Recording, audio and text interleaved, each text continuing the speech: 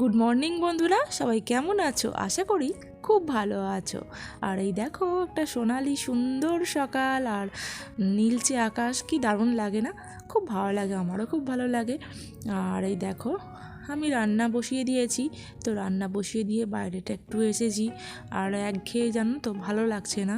সেই রোজের রান্না করা, রোজের খাওয়া, রোজের একঘেয়ে জীবন হয়ে যাচ্ছে। এবছরে কোথাও ঘুরতেও যেতে পারিনি। তার কারণ অনেক সমস্যা হয়ে গেছিলো। ঘুরতে যাওয়ার সময়টায় আমারই শরীর খারাপ করে গেছিলো, সেই জন্য আর ঘুরতে যাওয়া হয়নি। আর তোমাদের দাদাভাই তো বলছে বারবার ঘুরতে যাওয়ার কথা, আমি সাহস করে বেরোতে পারছি না। তো যাকগে, এবছর যখন যাওয়া হয়নি তাহলে পরের বছর চেষ্টা করব। এবছর আর যাব না, এই গরমের মধ্যে আর ভালো লাগছে না কোথাও ঘুরতে যেতে। তো দেখো, আজকে আমাদের চৌবাচ্চার জলটা পাল্টানো হচ্ছে। আর জলটা যথেষ্ট নোংরা হয়ে গেছে, দেখতেই পাচ্ছ, পুরো সবুজ হয়ে গেছে। মানে পুকুরের জল যেমন হয় তেমন। তোমরা যারা পুকুর দেখেছো তারা অবশ্যই জানবে। আর দেখো, চৌবাচ্চার জল এই এতটা জল পরিষ্কার হয়েই গেছে। এবার সবটাই পরিষ্কার করে আবার নতুন করে জল দেওয়া হবে। আর এই দেখো, রান্না বসিয়ে গেছিলাম। তো রান্না মোটামুটি আমার ডাঁটা আলুর তরকারি হচ্ছে এখানে, আর আলু সিদ্ধ হয়ে আছে। তো আলু সিদ্ধটা আমি ডাঁটা আলুর তরকারির মধ্যে ঢেলে দেবো। তো জানোই তোমরা, ডাঁটাটা সিদ্ধ হয়ে গেছে। যেহেতু আলুটা আমরা সিদ্ধ করেই নিই আমরা সব সময়, সেই জন্য আমরা বাকি সবজিগুলো আগে একটু হালকা সিদ্ধ করে তারপরে আলুটা আমি অ্যাড করি, জানো তো। আর এই সত্যি কথা বলতে কি, রোজের রোজের না সিদ্ধ আলুর তরকারি ভালো লাগে না খেতে, কিন্তু বাধ্য হয়ে খেতে হয়, কিছু করার নেই। মানুষের রোগ তো আর কথা শোনে না, তাই না? আর আমি বাকি রান্না করব, ঢ্যাঁড়সের তরকারি করব, একটু একটু আম দিয়ে টকের ডাল করব, একটু শাক ভাজা করব, আর একটু পটল ভাজা করব। এই হচ্ছে আজকের মেনু। তো আজ মাছ মাংস বা ডিম কিছুই হবে না। আর আজকে নিরামিষই সব রান্না হচ্ছে। তো আমাদের নিরামিষ রান্না কেউ খেতে চায় না, কেউ খায় না। তবুও মাঝে মধ্যে শরীরকে ভালো রাখতে গেলে মাঝে মধ্যে নিরামিষ খাওয়া দরকার। তো কি বলো বন্ধুরা, তোমরা একটু কমেন্ট করে জানিও, তোমরা কি নিরামিষ খাওয়ার দিকে একমত?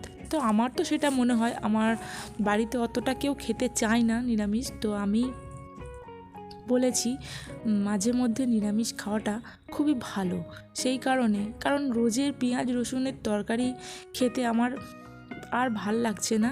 মাঝে মধ্যে মনে হয় একটু নিরামিষ রান্না খাই। তো যাই হোক, অনেক রকম পদ থাকলে নিরামিষ রান্না দিয়ে খাওয়া অনায়াসে যায়। সেটা কেউ বলতে পারবে না যে না, নিরামিষ রান্না দিয়ে খাওয়া যায় না। তো যাই হোক, আমার ডাঁটা আলুর তরকারিটা পুরো রেডি হয়ে গেল। আমি এবার ডাঁটা আলুর তরকারি নামিয়ে ফেলেছি। আর এই দেখো, আর একটা রান্না বসিয়ে দিয়েছি, সবই রান্না হয়ে গেছে, খালি শাকটা ভেজে নিচ্ছি। আর এই শাকটা ভাজা হয়ে গেলে, এটা হচ্ছে পাঁচমিশালি শাক। নোটে শাক আছে, কলমি শাক আছে, পালং শাক আছে, সজনা শাক আছে। সজনে শাকটা ভাজা খেতে না আমার দুর্দান্ত লাগে, সত্যি কথা বলতে কি। সজনা ডাঁটা বা সজনা শাক আমার খুব ভালো লাগে।